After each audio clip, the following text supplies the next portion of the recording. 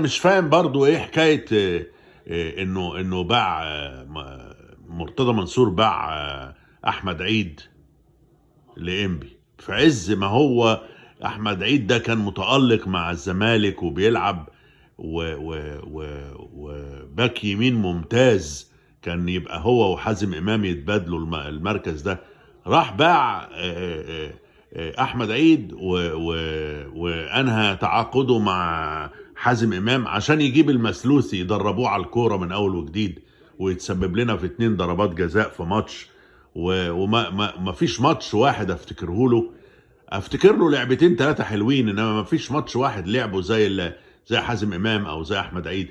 احمد عيد ده شبل، تسيبه ليه عشان تجيب واحد اجنبي؟